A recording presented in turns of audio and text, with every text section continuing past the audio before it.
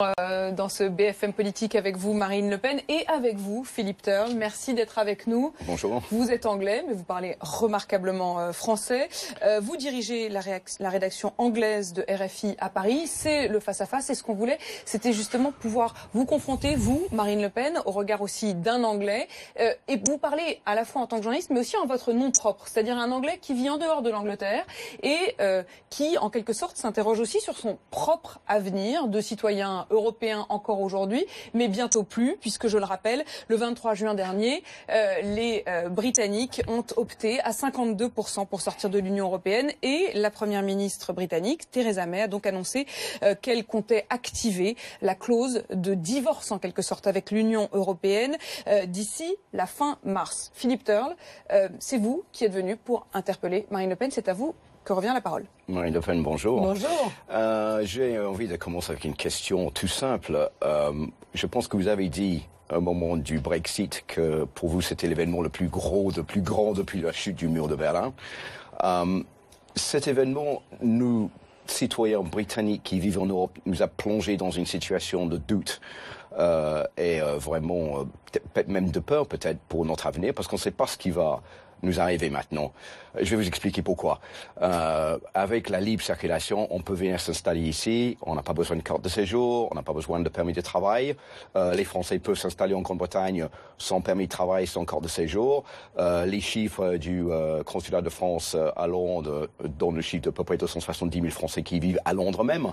Alors, quand la Grande-Bretagne partira de l'Union européenne avec le déclenchement de l'article 50 l'année prochaine en mars, on ne sait pas comment les Britanniques vont gérer les citoyens de l'Union européenne qui vivent en Grande-Bretagne. Est-ce qu'on va les imposer des cartes de séjour, des permis de travail? Est-ce qu'on va leur demander de repartir chez eux, comme les Polonais par exemple? On ne sait pas. Et si vous êtes élu présidente de la République l'année prochaine, qu'est-ce que vous feriez de moi? Si les Britanniques imposent des cartes de séjour sur les Français en Grande-Bretagne, ou ils imposent des permis de travail, est-ce que vous allez faire la même chose pour nous ici? Mais, et alors? Non mais, je vous pose la question. Non mais, moi la question que je vous pose, c'est où est le problème? Moi je ne vois pas où est le problème quand un gouvernement national décide que c'est au peuple d'avoir le choix de qui il accepte. Des conditions qu'il réclame pour que quelqu'un vienne travailler sur le territoire britannique, du niveau de qualification. Ils font ce qu'ils veulent. C'est la vraie question de fond, c'est est-ce que vous croyez pas que c'est précisément aux gouvernements nationaux de décider de leur politique d'immigration, y compris de leur politique d'immigration de travail. Que vient de faire Theresa May? Elle vient de mettre en place ce que je réclame moi en France depuis très longtemps d'ailleurs. C'est-à-dire, elle demande aux employeurs de publier une liste de leurs employés non britanniques et de privilégier la main-d'œuvre nationale. Là, ils ont fait demi-tour sur la liste des employeurs étrangers. Bon, sur la liste, moi, j'ai jamais proposé ça, mais c'est-à-dire, elle demande de mettre en place la priorité nationale. À compétences égales, elle souhaite que ce soit les travailleurs britanniques qui aient un avantage, en quelque sorte, d'embauche sur les travailleurs étrangers. Elle souhaite maîtriser cette directive détachement des travailleurs qui crée sur le territoire britannique, comme sur le territoire français, une concurrence déloyale au travail, puisque par définition, le principe de cette directive, c'est de faire entrer des travailleurs qui coûtent moins cher à l'entreprise que les travailleurs nationaux.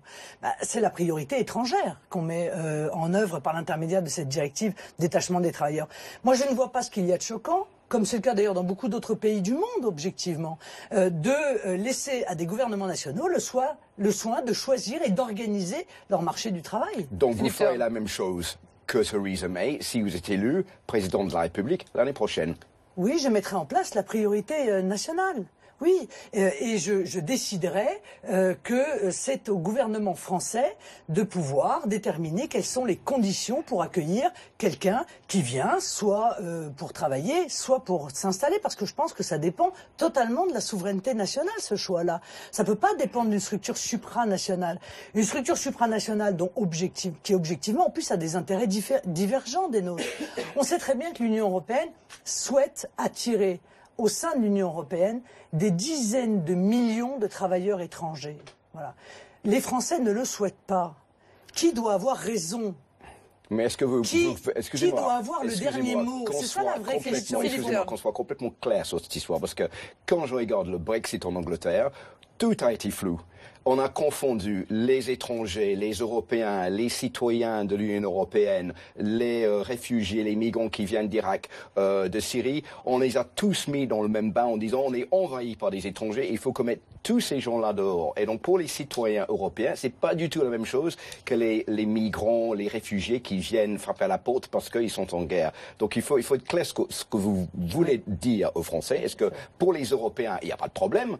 Et pour les autres, bon, il y aura évidemment, ce sera beaucoup plus compliqué. Mais ça ne veut strictement rien dire, ce que vous dites. Non, mais moi, je vous pose la question, madame. Non, mais je vous le dis, moi je ne fais pas de différence, encore une fois. Je dis, c'est au gouvernement français de décider qui entre sur le territoire français et qui s'y maintient, quelle que soit la raison pour laquelle il vient, et quel que soit le pays d'où il vient. Voilà, c'est une question de souveraineté nationale, c'est une question de principe, si vous voulez.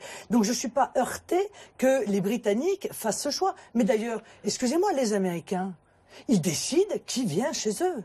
Et vous devez répondre à un certain nombre de critères. Et si vous ne répondez pas à ces critères, et si vous leur racontez des histoires, et s'ils s'aperçoivent que vous leur avez menti, eh bien ils vous disent, écoutez, voilà, vous allez reprendre l'avion pour retourner chez vous. Alors je vous pose la question, qu'est-ce que vous allez faire de moi? Est-ce que je peux rester?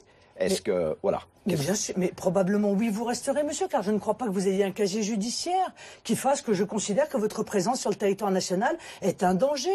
Je ne pense pas que vous fréquentiez, par exemple, des réseaux radicalisés, ce qui, évidemment, me pousserait à vous exclure immédiatement du territoire. Je ne pense pas que vous viviez, si vous voulez, depuis des années et des années, en faisant peser votre subsistance sur la communauté nationale, qui ne peut plus se permettre cette générosité, parce qu'elle est confrontée à un chômage de masse et à un appauvrissement terrible de la population française. Alors, voilà, ce sont des critères qui seront discutés, qui sont des critères de bon sens et qui sont aujourd'hui d'ailleurs appliqués par beaucoup de pays dans le monde. Alors, est-ce que vous pensez que les Français veulent une Frexit et une French exit de l'Union européenne de la même manière que les Britanniques? Je pense que les Français, ils sont comme moi. Ils souhaitent que nous obtenions, si vous voulez, le retour de ces souverainetés par la négociation. Mais si l'Union européenne ne veut pas négocier, les Français, ils souhaitent qu'on interdise le regroupement familial. Dans l'Union européenne, c'est interdit. Ils souhaitent mettre en place le patriotisme économique pour les entreprises françaises. Dans l'Union européenne, c'est interdit. Ils souhaitent remettre la double peine. Dans l'Union européenne, c'est interdit. Ils souhaitent arrêter de verser de l'argent, je crois que c'est 7 milliards pour vous et 9 milliards pour nous, net, notre contribution nette à une Union européenne qui, manifestement, apporte des résultats économiques dramatiques. Bon, avec l'Union européenne, évidemment, ils ne peuvent pas. Ils veulent éviter la libéralisation des services publics, et notamment, prenons l'exemple du rail. Bon, eh bien avec l'Union européenne, nous n'avons pas le droit de nous opposer à cela. Donc ils souhaitent retrouver la liberté de décider pour eux-mêmes. Vous voyez? Alors, je sais très bien que vous étiez très opposés au Brexit, et qu'il y a beaucoup d'arguments pour expliquer que pour finir, il y a plus d'avantages à rester dans l'Union européenne, mais pour moi, vous faites la promotion un peu d'établissements pénitentiaires, vous voyez, en me disant, mais regardez, c'est très confort, il y a des douches individuelles. Oui, mais ça reste un établissement pénitancière. Et moi, je veux être libre. Et les Français veulent être libres. Est-ce que vous êtes un prisonnier de l'Union européenne ou est-ce que vous souhaiteriez l'être, Philippe Turle? Alors, je vous dis deux choses. La première, c'est que quand on me pose la question, vous êtes d'où? Je dis, je suis britannique, mais je suis citoyen européen. Ça, c'est une première chose. Donc, je suis européen. L'Europe m'a tout apporté. Donc, j'ai envie de rester européen. Mais ça fait. Alors, la Grande-Bretagne n'a pas quitté l'Europe. Je sais, pas Elle encore. Elle a quitté l'Union européenne. Non, monsieur, pas encore quitté l'Union européenne. C'est une réalité. Oui, ça, je le sais, madame. Géographique et historique. Vous resterez européen. Bien sûr, nous sommes européens et nous sommes heureux d'être européens. Alors, mais l'Union européenne, c'est un modèle totalitaire, politique. Ça n'a rien à voir avec l'Europe. Madame Le Pen, les sondages en France, après le Brexit, dans le Parisien, dans le Figaro, montraient que la majorité des Français ne veulent pas, même de référendum, plus de 55% sur une sortie de la France de l'Union européenne, et pour la majorité des Français, ne veulent pas quitter l'Union européenne. Vous allez avoir du mal à vendre votre projet, surtout pour quitter l'euro. D'abord, vous devriez vous méfier des sondages. Pardon, vous êtes bien placé pour savoir qu'un sondage qui est fait avant une campagne ne vaut quasiment rien. Je vous rassure, vous n'êtes pas les seuls. Nous, les sondages qui étaient donnés au moment du référendum sur la Constitution européenne étaient aussi largement pour la Constitution européenne, et il se trouve que les Français l'ont rejeté. Moi, je crois que c'est ça l'intérêt d'un débat et l'intérêt d'une campagne, c'est d'expliquer au peuple quel est l'enjeu, en réalité, de la décision qu'il va prendre. Moi, je crois que, contrairement d'ailleurs à ce que vous vous disiez, les sondages disent que les Français veulent un référendum.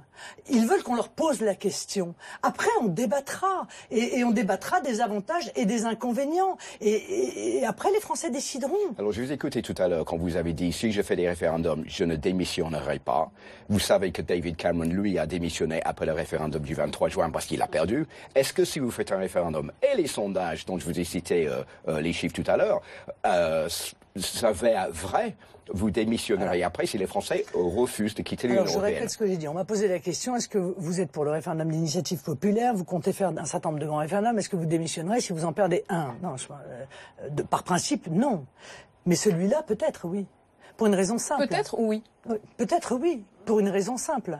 C'est qu'en réalité, si vous voulez, si l'Union européenne ne veut pas négocier, ne veut pas nous rendre notre souveraineté, et que les Français veulent rester dans cette Union européenne, je peux tout simplement pas appliquer mon projet. Et en réalité, tous ceux qui viennent vous dire, ici et là, on va faire du Made in France, etc., savent pertinemment que dans le cadre de l'Union européenne tel qu'il existe, aujourd'hui, ils ne peuvent pas mettre en œuvre ces mesures. C'est un mensonge que de dire l'inverse. Donc, comment arrêter l'immigration? Soit vous sortez de l'Union européenne et vous pouvez être présidente, soit vous ne sortez pas de l'Union européenne et vous n'avez pas les moyens d'être présidente. Comment j'arrête l'immigration, compte tenu du fait que l'Union européenne me l'impose? Comment j'arrête le regroupement familial, puisque l'Union européenne me l'impose? Comment est-ce que je mets en œuvre le patriotisme économique puisque l'Union européenne l'interdit? Comment est-ce que je m'oppose à la politique d'austérité puisque l'Union européenne me l'impose? Je veux dire, nous n'avons plus les moyens de décider. Et donc moi je dis aux Français, soyez cohérents. Si vous souhaitez, puisque vous m'aurez élu, toute une série de mesures, qu'elles touche à l'économie d'ailleurs, ou qu'elle touche à la protection nécessaire contre l'immigration, contre le communautarisme, contre... eh bien, il faut être cohérent avec vous-même, alors il faut donner aux dirigeants que je suis les moyens de son action. Un dernier mot, Philippe Turn. Alors, juste deux petites questions. La première, oui ou non. Est-ce que vous trouvez ça normal que moi, en tant que citoyen britannique, je n'ai pas eu le droit de voter dans ce référendum parce que ça fait plus de 15 ans que je vis en dehors de la Grande-Bretagne? Non, ça, ce sont vos règles nationales. Est-ce que vous trouvez ça normal? Nous, c'est pas le cas en France. Nous, en France, tous les citoyens peuvent voter. Donc, vous trouvez ça pas normal? Quel que soit, et je ne change pas du tout, je ne compte pas du tout modifier cette règle. Voilà. D'accord. Vous savez pourquoi? Parce que je pense que ce qu'on est, et la nationalité qui est la nôtre est plus importante que le parcours que l'on a. Et donc, profondément, on reste français, où qu'on soit dans le monde, et depuis aussi longtemps qu'on ait quitté le pays. Et je pense que c'est pour ça que vous souffrez, parce que vous vous sentez anglais, et quel que soit l'endroit où vous vivez, et quel que soit le délai depuis lequel vous êtes parti. Mais on aurait peut-être pu changer la donne si on avait pu voter les Anglais, les Britanniques qui vivent en Europe. Dernière question, est-ce que vous trouvez ça normal que la livre sterling a chuté de 15% depuis l'annonce du Brexit? Il y a une grande peur en Grande-Bretagne de l'avenir de l'industrie britannique. Est-ce qu'ils resteront? Est-ce qu'ils partiront? C'est un flou complet, madame. Hier, j'étais à Londres. Les gens ne savent pas ce qui va se passer. Les gens vivent dans une peur bleue de l'avenir de la Grande-Bretagne en disant on a peut-être fait une bêtise, mais maintenant c'est trop tard parce que Theresa May a dit Brexit, c'est Brexit, on s'en bat. Moi, ce que je note, c'est que toutes les prédictions sont catastrophiques et tous les faits sont positifs. Donc permettez-moi quand même de m'attacher aux faits. Bon, l'inflation, malgré la dévaluation, a augmenté de 1,8% en juillet. Donc on nous avait dit, grâce à le tourisme, a augmenté de 18%. Oui, parce que le livre est moins cher, donc c'est moins cher pour aller en Angleterre. Les expos sont moins chers. Les exportations ont explosé. C'est extrêmement positif. La bourse de Londres est au plus haut depuis 30 ans. Les dépenses des ménages ont augmenté de 2,4% en septembre, ce qui est une preuve de confiance, etc., etc. Tous les faits sont positifs. Alors, les prédictions sont négatives, mais les faits sont positifs. Est-ce que les prédictions ne sont pas un peu manipulées? Je ne sais pas, madame, mais je vous dis une chose, c'est que c'est très bien tout cela, mais les importations sont beaucoup plus chères, donc c'est les ménages qui paieront les produits plus chers. On ne va pas prolonger ce débat indéfiniment, mais merci beaucoup. Je ne crois pas. Merci beaucoup, Philippe Turn, d'être venu à la fois interroger et témoigner en quelque sorte. Merci, Marine Le Pen. C'est la fin de cette émission, mais je voudrais vous poser une question. Vous avez dit tout à l'heure à propos de votre jugement sur les juges, vous avez dit je ne suis pas encore présidente de la République et donc ce que je reproche à François Hollande c'est de le dire maintenant qu'il est président. Est-ce que ça veut dire qu'il y a des choses qu'on peut dire quand on est dans l'opposition et qu'il y a des choses qu'on ne peut plus dire quand on est président? Est-ce que vous dites aujourd'hui des choses que vous n'oserez plus dire demain? Non mais ce qui est évident c'est qu'encore une fois quand on est dans l'opposition on est un responsable politique. Quand on est président de la République on est président de la République française. Oui, évidemment que si vous ne... Si vous n'intégrez pas ça, c'est que vous n'avez pas compris ce qu'est la fonction de président de la République. C'est bien d'ailleurs ce qu'on reproche à François Hollande, somme toute. C'est de ne pas avoir intégré la fonction présidentielle et d'être resté donc vous ne serez un pas premier forcément, secrétaire. Vous ne serez pas forcément la même présidente que vous êtes femme d'opposition. Quand on est président de la République, d'abord moi j'aimerais que le président de la République parle moins et agisse plus, si vous voyez ce que je veux dire. Hein. On ne se confie pas.